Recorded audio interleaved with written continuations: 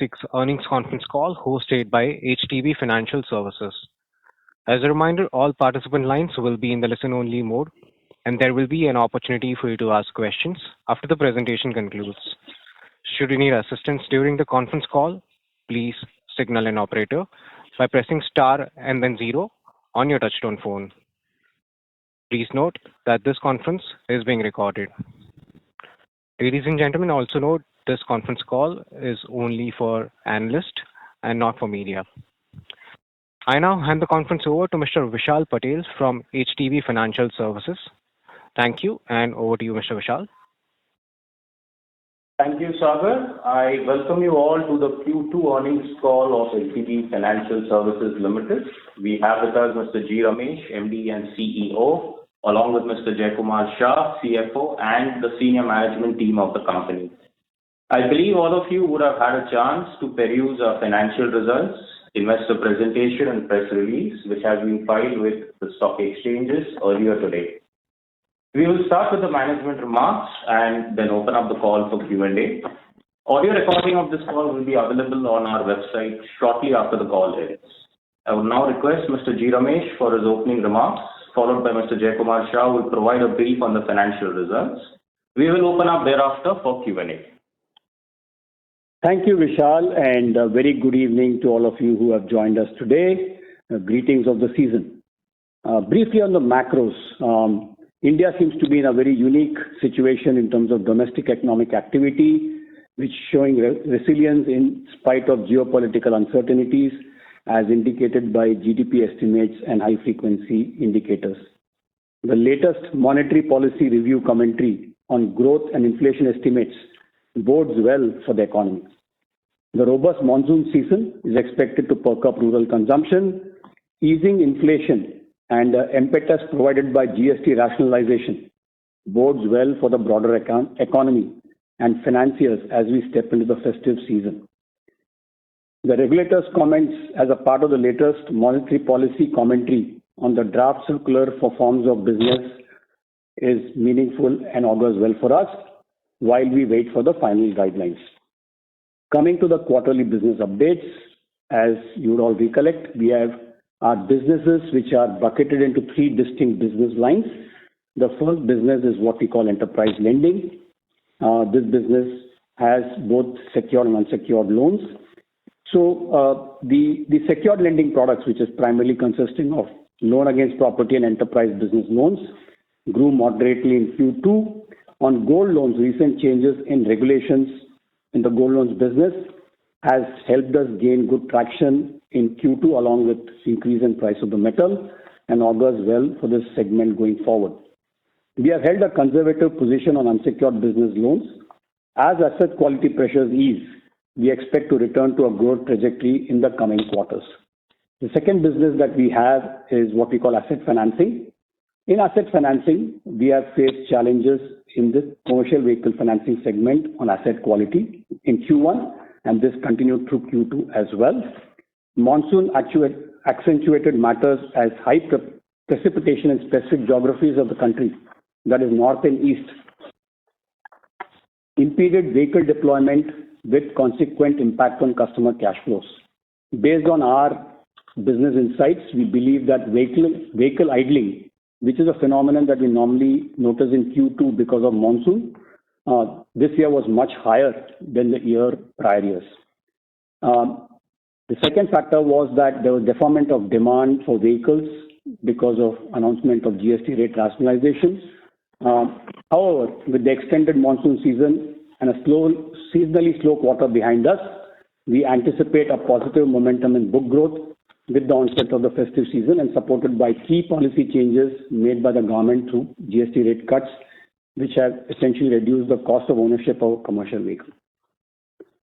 On consumer finance, which is the third business line that we talk about, in this segment, again, growth was moderate in Q2 due to demand deferment on expected GST reductions, which have actually now come through, specifically in some product categories like two-wheelers and consumer durables and auto.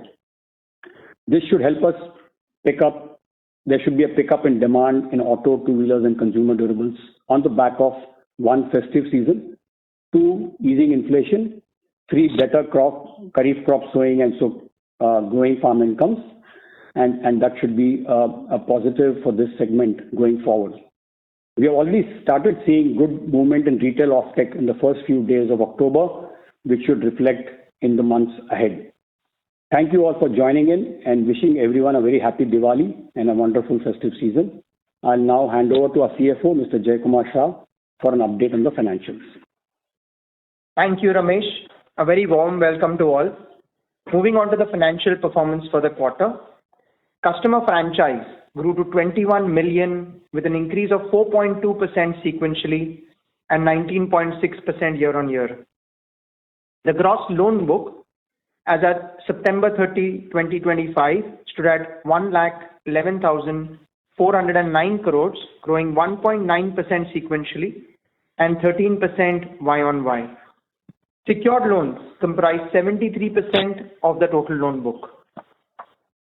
Disbursements for the quarter ended September 30, 2025 was 15,599 crores, up by 2.8% sequentially.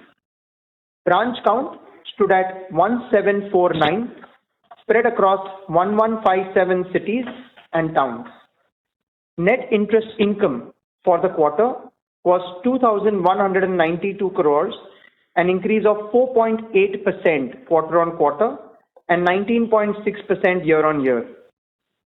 NIMS, net interest margin, for Q2 FY26 improved to 7.9% versus 7.7% in Q1 FY26 and 7.5% in Q2 FY25. Cost to income ratio for our lending business declined to 40.7% in Q2 FY26 as compared to 42.7% in Q1 FY26 and 42.7% in Q2 FY25. The ratio for the half year was 41.6% as compared to 43% compared last year, i.e. H1 FY25.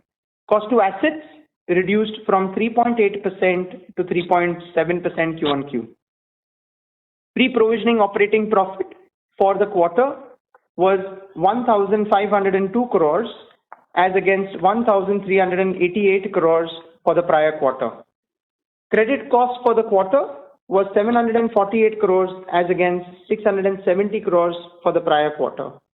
Profit after tax for the quarter ended September 30, 2025 was 581 crores as against rupees 568 crores for the prior quarter. Gross stage 3 as at September 30, 2025 stood at 2.81% as against 2.56% as at June 30, 2025. Provision coverage ratio on stage 3 stood at 54.73 as at September 30, 2025.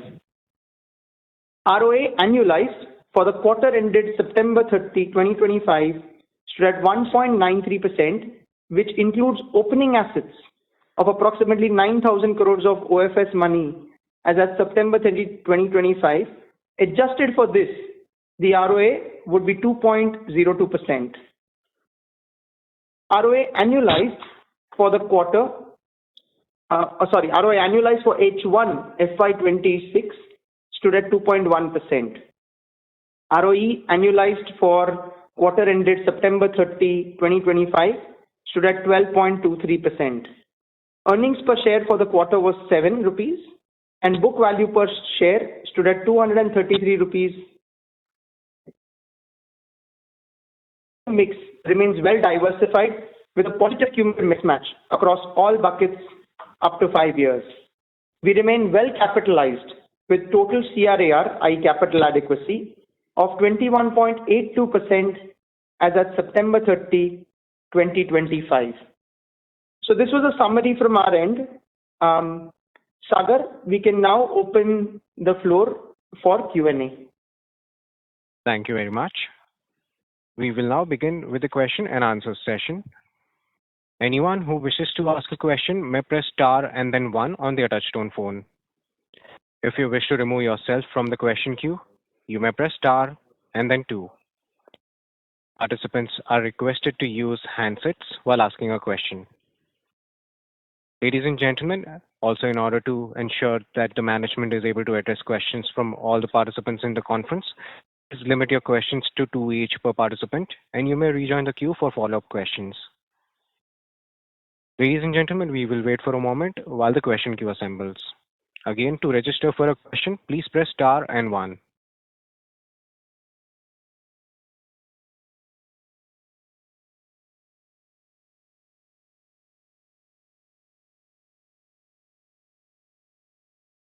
Our first question comes from the line of Abhijit Tibrewal from Motilal Oswal. Please go ahead. So thank you for taking my question.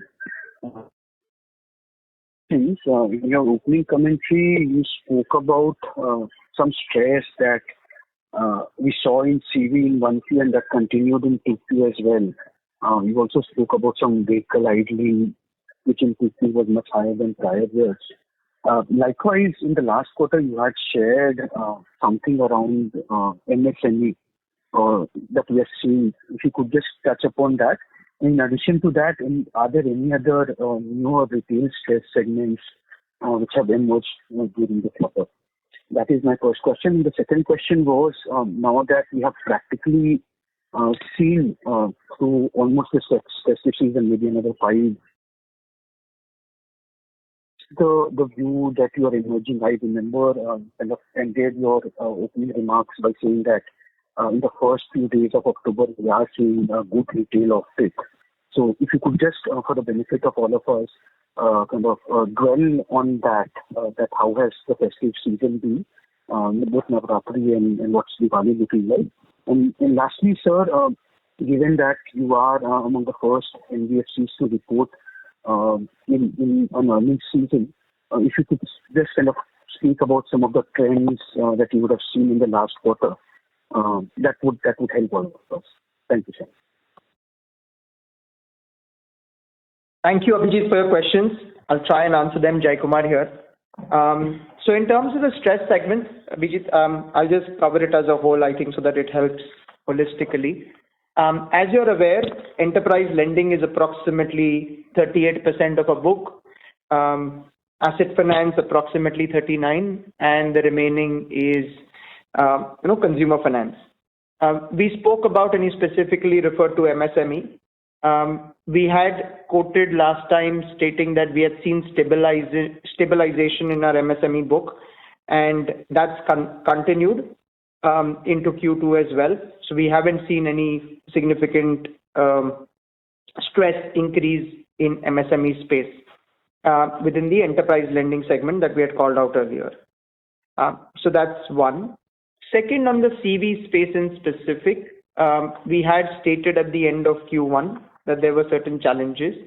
And as Ramesh alluded to, on account of some of the monsoon challenges, i.e. flash floods that you've seen in the north and east of the country, there has been certain areas which have actually been closed for more than a week, 10 days, or even 15 days, which has resulted in vehicles not really plying the roads, which has impacted our customer base. And that's been as a result of which that there has been stress which has come through. As we've moved into towards latter part of September, we believe that was an event that happened in August or July and August, and we should be moving forward from here on. In terms of the festive season view, we are, as you know, all of us have read in the newspapers and as all of us are looking around in the market, there is a lot of positivity that we see all around us in the retail segment. And we're very hopeful that with that positivity, we should be able to ride the market and do well over the coming quarters. Yeah. Got it. And Thank you. Just a follow up there, sir, Jai Kumar, sir. So you spoke about this positivity in the festive season. You've seen that across both auto as well as consumer durables? So in the consumer segment, we're surely seeing it. In the other segments, there is some amount of positivity, but I think we have to give it time. It's the first, week, 10 days of October. As we go through the month of October and beyond, we'll have to see that. Got it. And so other than CV and MSME, sorry, Abhijit, there's no can I request you to come back in so that others also get a chance, and then I'm sure I can answer more. Thank you so much. Thank you. Our next question comes from the line of Viral Shah from IIFL Capital. Please go ahead. Yeah, hi. Thanks for the opportunity. So if you can just double click on the asset quality piece. So you mentioned that MSME has not seen any deterioration on a sequential basis, and even in asset finance it is only commercial vehicle. So this entire stress of I would say what we are seeing in net slippages is attributable only to the commercial vehicle segment on a sequential basis. And secondly, Jai, if you can also talk about the provisioning. So if I see and look at the stage 1 and 2 numbers also, I understand stage 3 there could be some write-off impact. But why has the PCR come down for the stage 1 and 2? That would be 2 questions from my end. Thank you.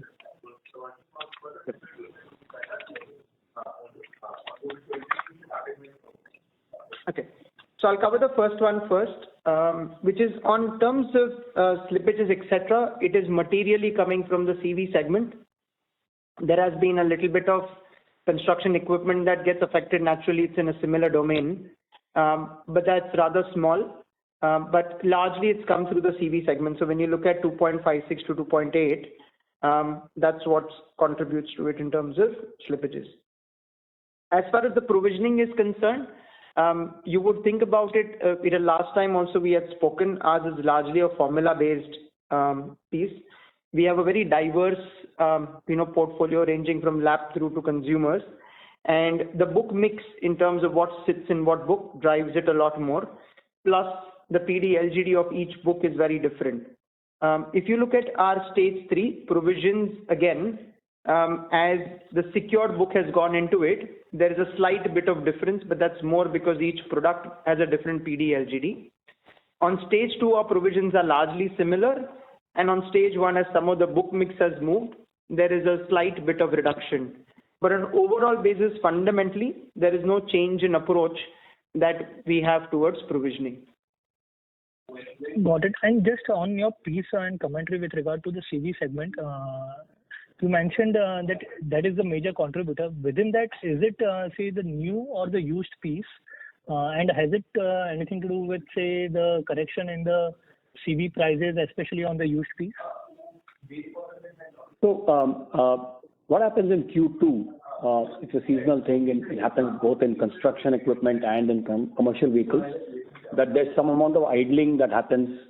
For example, let's say a construction equipment is being used in a mine, right, and the mine gets flooded because of rains. So, there'll be idling of the machine. Similarly, if there is very heavy rains, and if a vehicle typically covers, let's say, 100 kilometers or 150 kilometers a day, that might come down by about 20-30%. So historically, look at Q2 as a season for commercial vehicles. There's about 20% idling that you can look at in this period as compared to Q3 or Q4. Some of our insights suggest that this time in certain markets that went as high as 30-35%.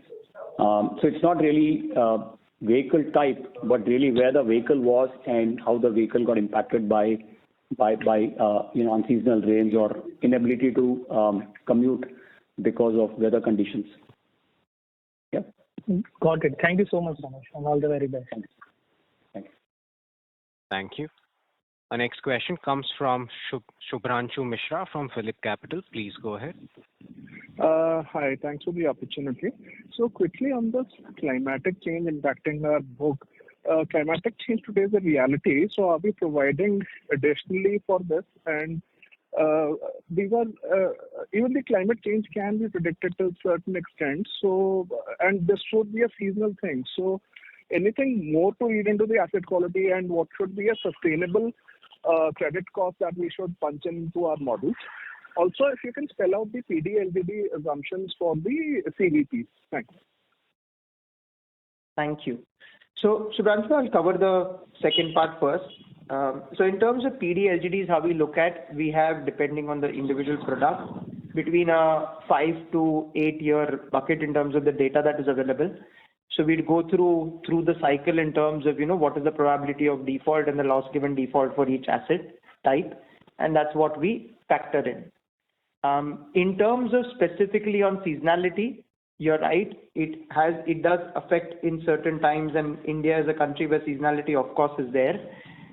That largely gets factored into PD/LGD and also in the asset movement. So today, if you look at it, where some of the book has moved to stage 3 from stage 2 between between June and September, you're actually seeing provisions increase. So it naturally factors it in terms of the risk parameter for us to look at it more closely and then work on corrections and recoveries. What would be the blended PD LGD, if you can please call that out for the CV book? We don't put it out because I think it's a complex model, but what I would suggest is you speak to our IR team, you speak to Vishal after the call, and we'll see how to best factor that in. Right. Can I just squeeze in one last question? Sorry to interrupt.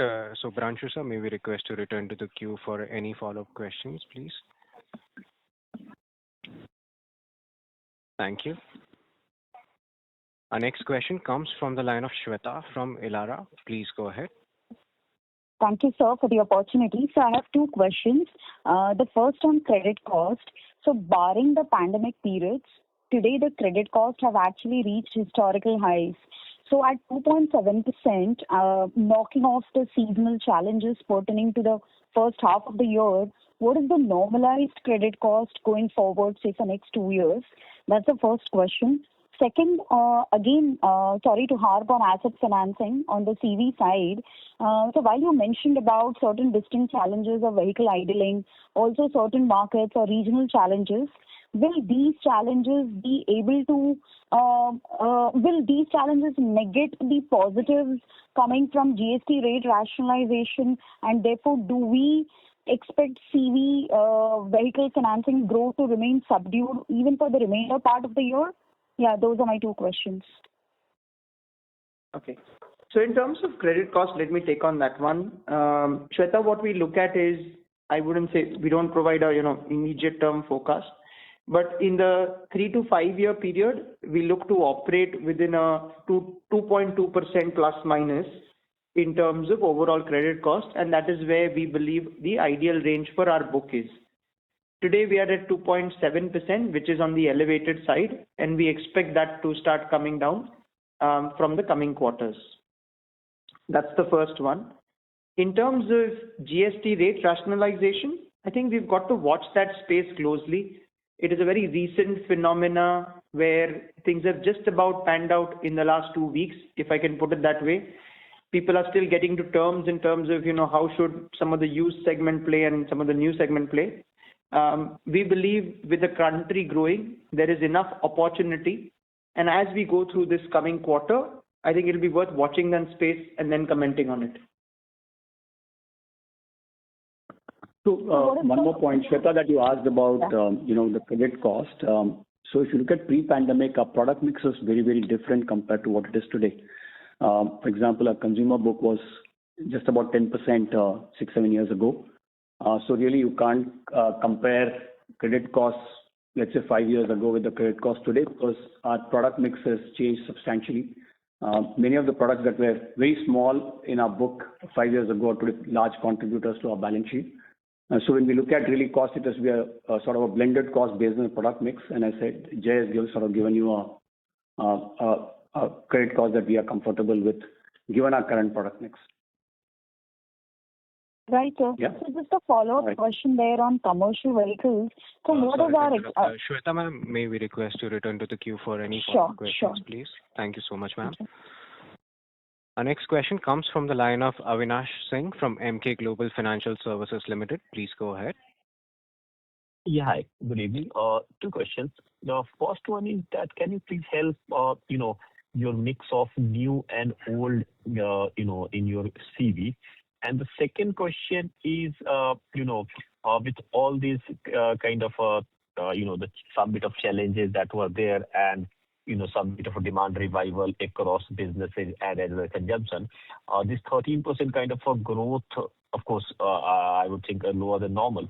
What kind of a growth you expect, to pan out in H2 and probably in FY27?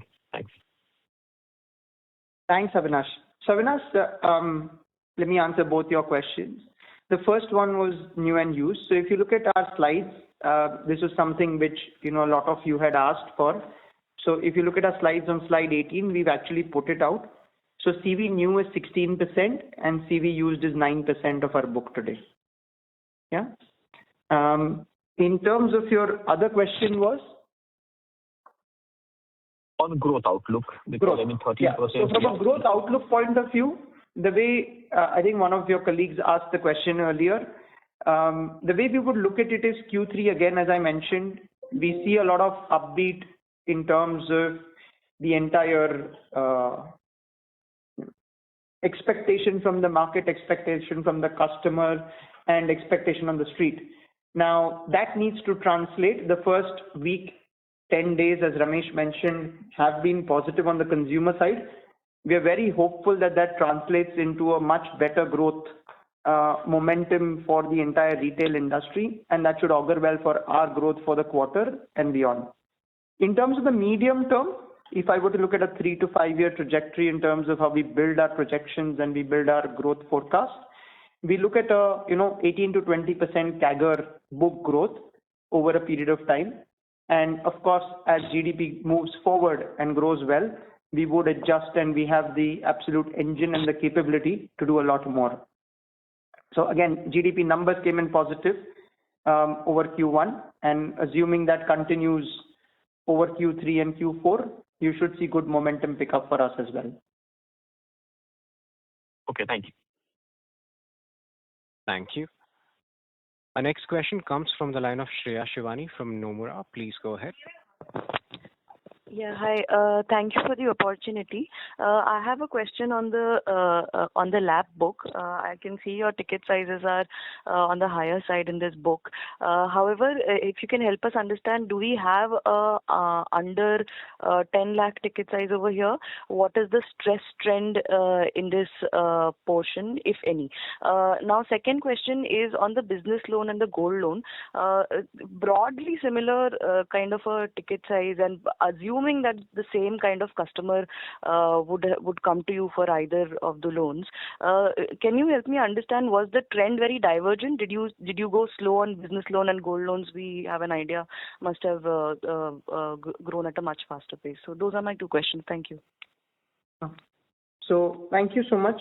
So Shreya, on terms of LAP book, we might have a few loans here and there in terms of less than 10 lakhs, but most of them are, in the average book that's been mentioned. So it's, 25 plus, 2.5 million plus, right? That's one. In terms of business loans, as Ramesh mentioned, we have been slightly conservative in that space. It's an area we've specifically called out over the last, I would say, almost 3 quarters. Where we've had stress, and we watched that space closely. As we've now achieved some level of days where we believe, credit cost is moderated and expected to come down, we would hope and work on growth in that business in the coming quarters. Last one being on the gold side, that is an area, as was specifically mentioned at the beginning, we see it as a good opportunity. With all the rules harmonizing, our book has almost grown by 10% Q on Q and 40% year on year in the gold space. And just on the LAP portion, any stress trends for your portfolio? I understand you don't have under 10 lakh, but anything that you would like to highlight over there? Nothing. So just as at a level. The way LAP is underwritten is that this is a customer who's got a property that he or she owns, and that's a collateral for a business loan that the customer takes, which means that the business has to have sound financials to generate enough cash for a monthly EMI. Now, if you're looking at a loan of, let's say, 5 million, you're looking at a EMI of upwards of 50,000 rupees a month. And what you expect the customer to generate adequate cash flows to be able to service that kind of EMI. So I think the advantage of a collateral is that the company is able to give a slightly longer term loan, so which reduces the monthly outflow, right? But also because you're writing a longer tenure, you have to make sure that the business that the customer has is of a quality that can sustain for the next few years while the loan is being serviced. Unsecured business loan, by contrast, is for smaller amounts, and if you can see, our average ticket size are about 300,000 rupees. But they also underwritten for shorter tenures. So, which means that the EMI is in the region of 10 to 15,000 rupees. If you are evaluating a smaller amount for a shorter tenure. Okay. Gold loans, by contrast, are typically shorter tenure contracts because this is a product where customers would like to prepay as soon as possible, right? Because it's really a temporary business requirement that they are looking at to fulfill. So, yeah, I think your question is probably around micro LAP as a segment. Yeah, we typically don't have exposure to that segment, right? We are underwriting customers and with larger value properties and larger ticket sizes. No, completely understood. This is very clear. Thank you so much. Thank you. Thank you. Thank you. A reminder to all the participants, if you wish to register for a question, you may press star and 1 now. Our next question comes from the line of Rajiv Mehta from Yes Securities. Please go ahead.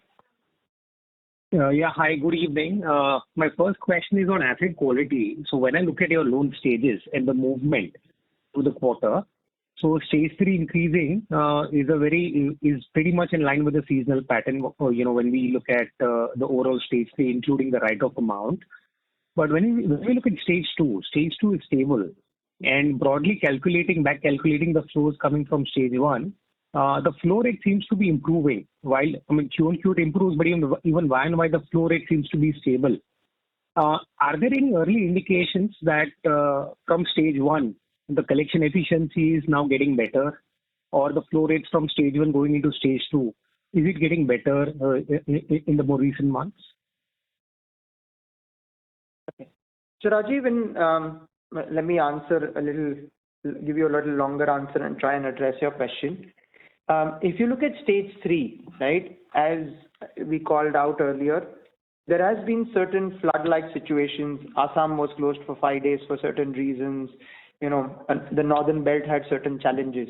So some of the expectations that we had in terms of bringing the book back in towards the second half of September actually faced challenges.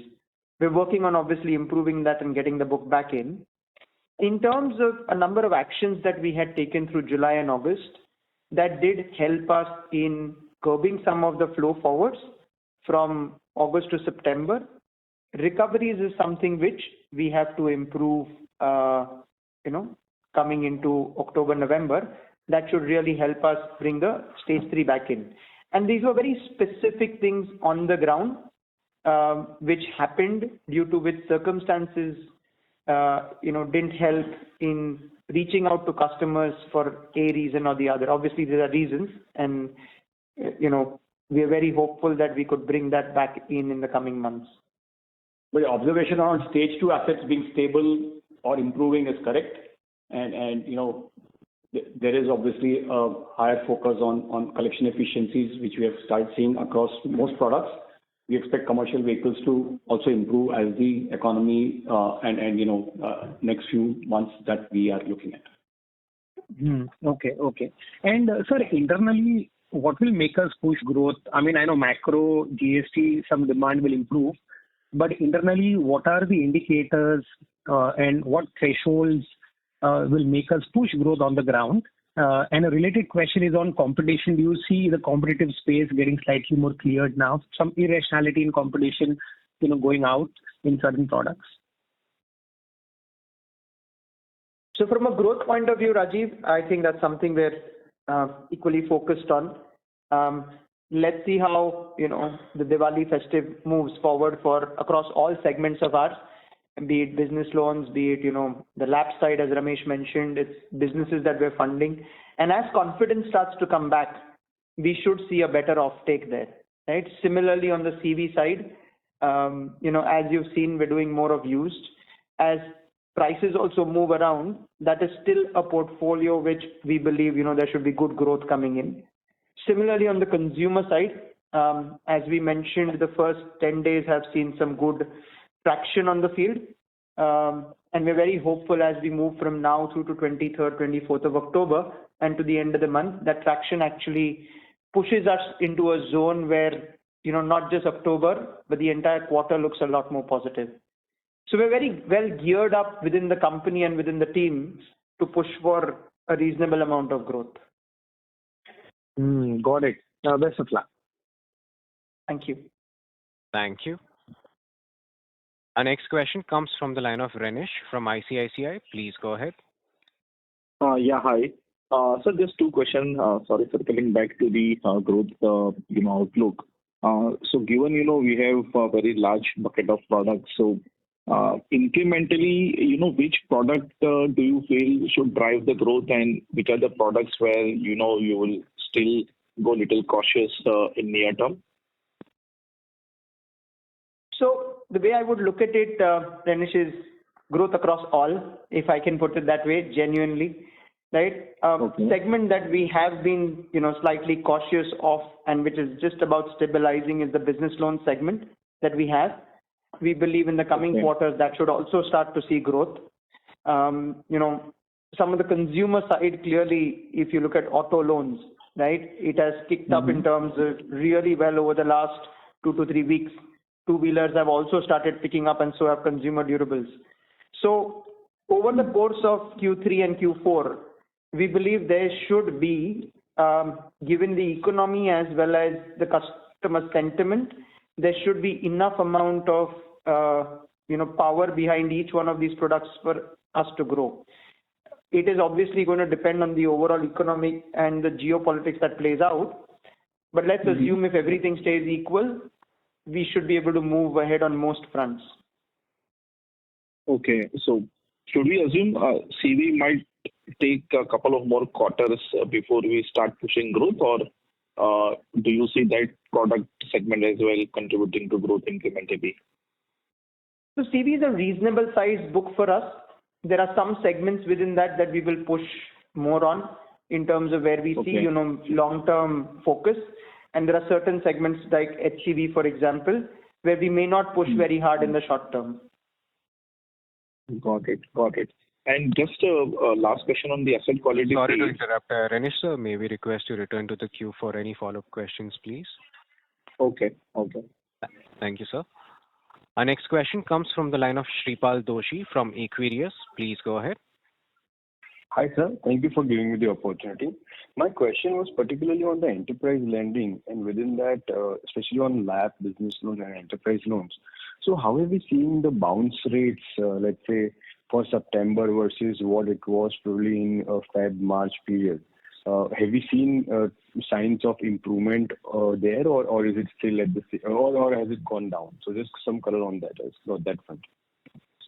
So Shripal, the way I would like you to look at it is, our LAP book has been fairly stable, right? Something which has very low on credit cost, and it has operated in a similar zone over the last 6 to 9 months, or maybe almost a year. So that is how I would want you to look at it, rather than an increasing, decreasing trend. It's a stable portfolio, something we're very focused on, something we wish to grow, and has, reasonably good asset quality. And then, so that is for LAP, for business loans and enterprise loans? So for business loans, as I covered it earlier, there has been an stabilization in Q1. There has been, further slight amount of improvement in Q2. And that is something we're very hopeful of as, the book matures. We will see, good amount of improvement in the coming months, and we should see growth also coming back. Got it. The second question was pertaining to rejection rates. So I understand that all lenders have tightened their underwriting norms probably around 1Q period. So are we continuing with the similar strategy, or have we moderated it given that some of the segments are showing signs of stabilization on bounce rate as well as improvements? So are we moderating our underwriting norms, and are we seeing rejection rates, coming off? So some color on that front, if you could give. And this is particularly for enterprise lending. Yeah. So, when you look at approval rates, it's really a function of, product, the asset risk. So, in case of a mortgage, you look at the asset, so you would have a measure of asset risk. There's an element of customer risk in terms of the customer's own income and cash flows and previous financial behavior. And then you're looking at a forecast of that business. So when you really do an underwriting, you're looking at asset risk, you're looking at customer risk, you're looking at geography risk, you're looking at business risk. For example, which industry is the customer in? So there would be a flavor of that in terms of the underwriting. So there could be businesses that naturally lend themselves to better cash flows as compared in certain markets, right? I mean, if you look at India, there are pockets, for example, there would be a textile hub, there would be a manufacturing hub, there could be a retail hub. And what you're really trying to do is to marry these into your credit policy and underwrite the customer. So in enterprise lending, you really do bespoke underwriting. It's not really a scorecard. A scorecard might be an initial filter, but you end up doing a bespoke underwriting because the ticket sizes are large. Which means that a credit officer does a detailed evaluation. So we would fine-tune these credit policies really to a micro market or to a customer segment or to a particular, category of customers based on our own internal experience of how things are progressing, how things moving. For example, what could be the impact of tariffs on certain industries? So we might decide to tighten the regulations, tighten the policy, or moderate the policy. Broadly, I think our approval rates have not been very different in enterprise lending over the last 1 year. About a year ago, we did make some changes to our underwriting policy on unsecured lending because we found that we had certain sets of customers who had higher propensity to borrow from others because there's just a bunch of lenders who landed up and were essentially doing credit score based underwriting, and that was something that we were not comfortable with. For us, leverage is important. Total exposure of the customer is important, and that's the way we really look at underwriting. Yeah. Got it. And thanks for the detailed answer, sir. But just to sort of conclude, have we seen 70-80% of our underwriting for, let's say, be geography, customer profile centric? Have we seen some moderation, or are we looking at moderating it in terms of the underwriting norms, or we are sort of, still broadly keeping it intact?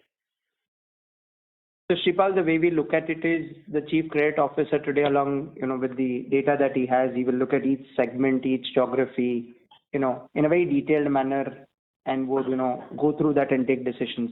It's not a one size cut formula that you'd go in and say, let's slice it or dice it in a simple piece of paper. Got it. Thank you for the answer. Thank you. Thank you.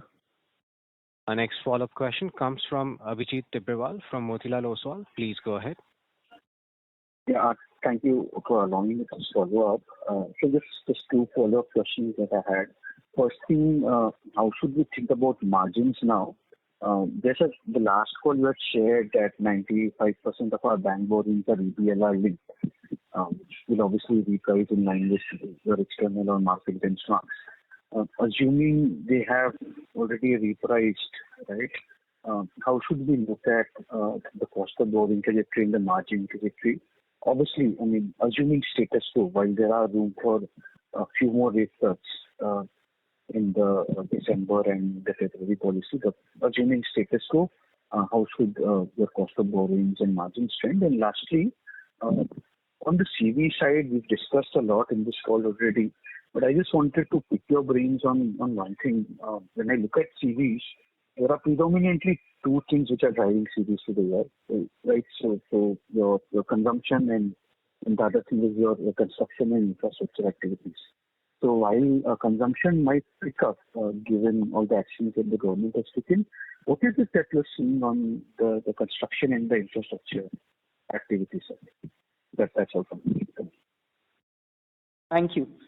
So I'll take both your questions. On the margins and cost of borrowing, the way we would like everybody to look at, Abhijit, is today, I think we've taken a lot of actions over the last few months, and that's exactly what we spoke about with the confidence in the Q1 call.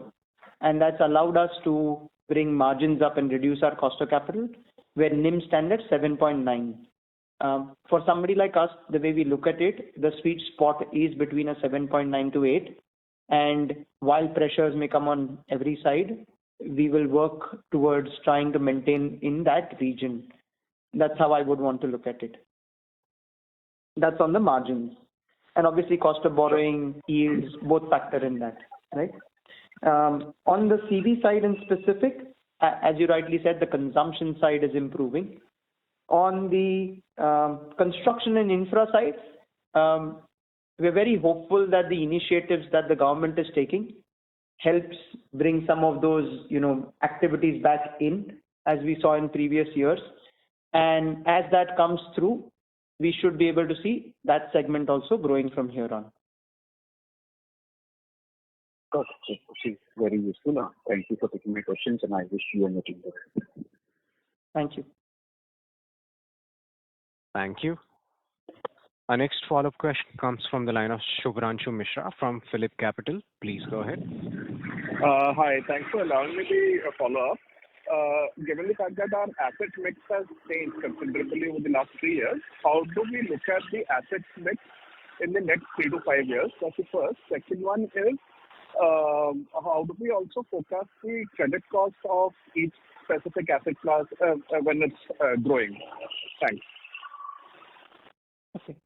So on the asset mix, Shubhranshu, the way we look at it is the consumer business should grow faster, while the other two verticals will also continue to grow.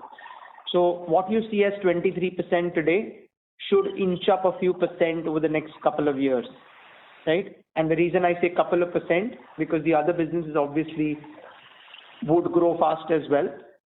Pace would differ in each one of them.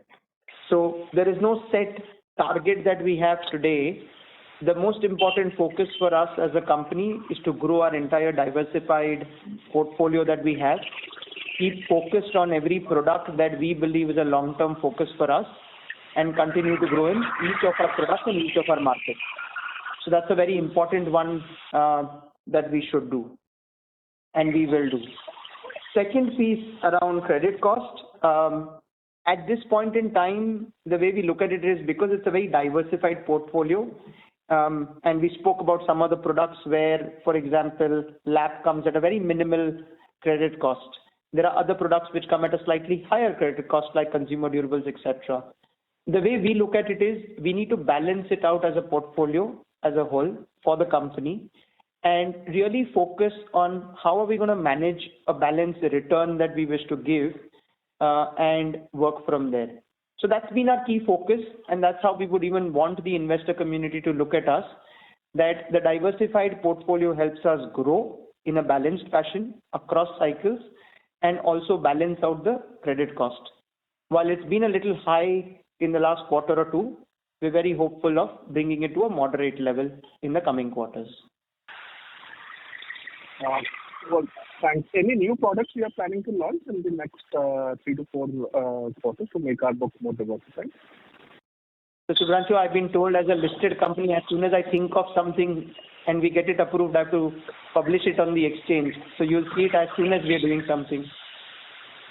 Thank you so much. Thank you. Thank you. Our next question comes from the line of Prithviraj Patil from Investec. Please go ahead. Yeah, thanks for the opportunity. Just one clarification that I wanted. In the product mix, we've mentioned something on the lines of relationship PL. So I just wanted clarification on what product that is.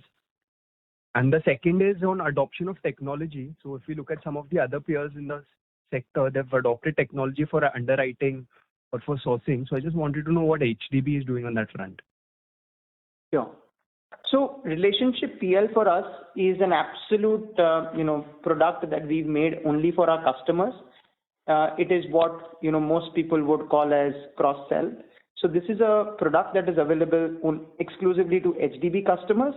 It comes as a cross-sell to the product base that we would have in the consumer book, as well as some of the other books that we have. So that customer, if performing over the first, 6, 9, 12 months, depending on the customer profile, depending on the product they've come to us first with, we give them an opportunity to take the second loan and we work from there. It's a book we've been able to grow over the last 4 to 5 years really well with our customer base. And we're very happy with how we're functioning there and will continue to grow well in that space. That's one. On the technology front, there's a slide that we've put up on HDB on the go. HDB on the go. And Prithviraj, I'm sure, all of us today live in the financial services world, which is almost a technology company more than anything else. Technology is so akin to our, blood system that if we don't have good technology, I don't think we'd be able to progress very well. So in terms of slide number, I think it is 38 and 39, we talk about it. You can have a look and I think you can give, our IR team a call and we can take you through in detail. But fundamentally, I think we've made sure whether it is, a loan within 2 minutes, whether it is making sure a customer is able to finish their journey online.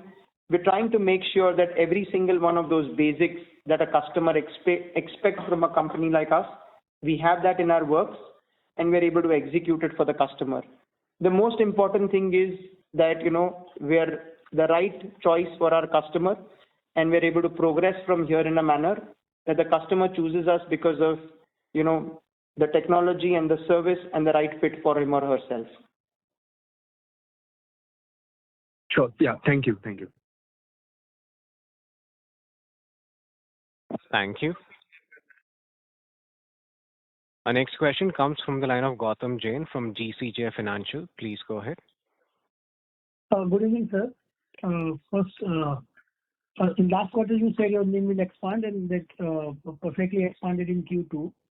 Now, can we say that, the higher credit cost, which started from Q3 of last year, has peaked and we will come back to the normal credit cost itself from Q3, number one. And second, on the growth side, again, growth will pick up from Q3. Can we assume that, number one? And second is, your cost to income ratio has come to 40%. Historically, we had even lower than that. So what is our ideal cost to income ratio we want to achieve? And the third question would be, would you blame higher competition, in the market, and because of that, the credit growth has been lower than some of the peers? Thank you. Thanks a lot, Gautam. So in terms of growth, as I covered it earlier, very hopeful that, we are able to grow well in the coming quarters. And there is a lot of underlying, market, sentiment, which does show that Q3 should be a lot better than Q2 and Q1. And if you look at the commentary also that has come from other, be it banks or financiers, all of us are very positive on how we see Q3 going forward. So Q3 and Q4 should augur to good amount of growth. That's the way we look at it. In terms of cost income ratio, if you look at it on a H1 basis, we're 41.6% and we were 42.7% earlier. As we grow and as we push on a number of initiatives, we believe between a 41.5 to a 42, that's something fairly ideal for us, as we continue on our growth journey. The more important metric there is in terms of cost to asset. It's in one of our slides. I can give the slide number in a minute. I think it's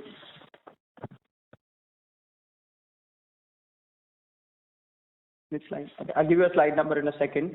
So that's something we're very focused on. It's 3.7 today. It was 3.8 earlier. And our whole focus, it's on slide number 26, where we clearly reflected 3.7. And that's something, if we are able to manage between a 3.6 and a 3.7 as we continue to invest and grow, I think it should augur well in terms of us reaching our ROA targets. And on credit cost? On credit cost, as I mentioned, the medium to long term, we should be able to operate within a 2.2%. And it will start reflecting from Q3 onwards, right? Gautam, I'm sure it will start to improve. If it starts reflecting from Q3 onwards, I'm sure I'll be as happy as you are. I have one more question. Can I ask? Sure, go ahead. This time your BPO profit also went up sharply, Q-on-Q and YOY. So can you comment on that business? So we had earlier mentioned the way to look at BPO, and sometimes there is obviously, billing which will be plus minus a month, or, accruals which get deferred.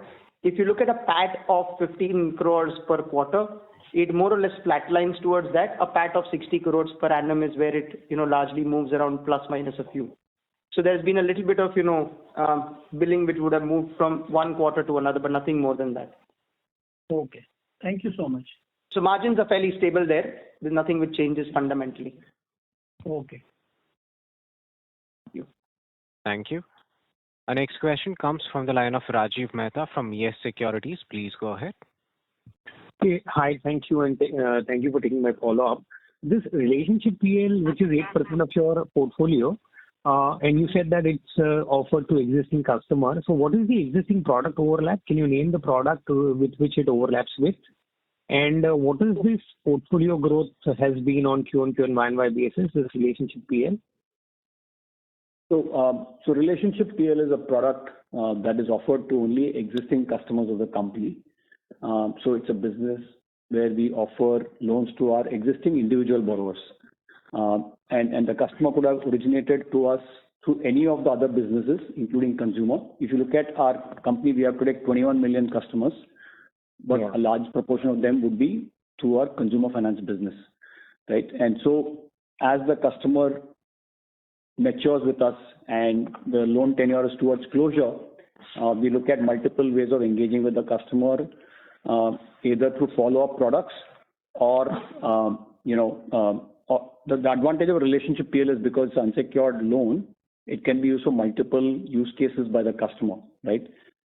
So the customer will have a pre-approved limit either for purchasing a consumer durable. If you take a consumer finance case, he could have a pre-approved limit for buying a consumer durable, he could have a pre-approved limit for buying a two-wheeler, or he could have a pre-approved limit for a unsecured personal loan, right? So these will be different limits based on, what product the customer is looking to buy, because, the tenures are different, the transaction sizes are different. And we engage with the customers on a continuous basis, either through our in-app notifications or through our outreach programs to the customers. And that's how we engage and build this book. Any color in terms of growth that you want to give? So it's a focused business for us, Ajib, and something we will continue to grow over a period of time. If you look at the same product 4 years ago, I think we would have almost grown a CAGR of 40% plus over a period of time. So we're very focused on the consumer segment as a whole, as I mentioned, and that's something which we will continue to grow. And would it also have CVC customers as well here in the customer base of this RPL product? Yes, there would be customers. There would be, but if you'd like to think about it in terms of the customer base, right? It would obviously be a slightly smaller customer base.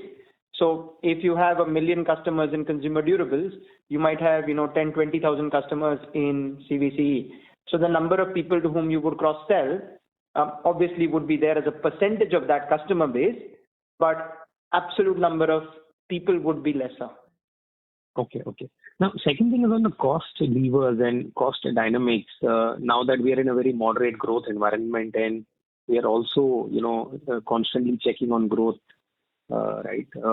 What are the cost levers or dynamics available to us to manage the pre-provision operating profitability? Are there anything more that we can do on the cost efficiency side or productivity side which will help us, control the PPOP?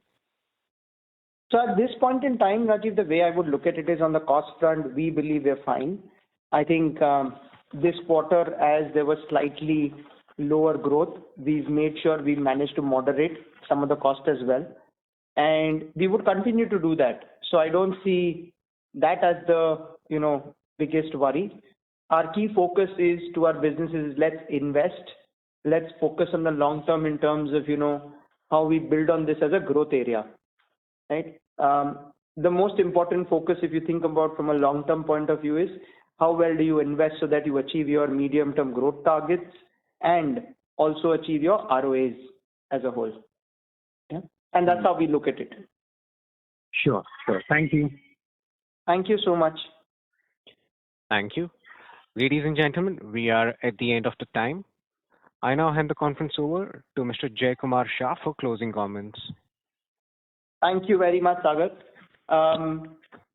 So from everyone here at HDB, wishing you all a very, very happy Diwali, a prosperous New Year, and a year full of good health and happiness. All the very best, and may your families do well as well. Thank you so much. Thank you. On behalf of HDB Financial Services, that concludes this conference. Thank you for joining us, and you may now disconnect your lines.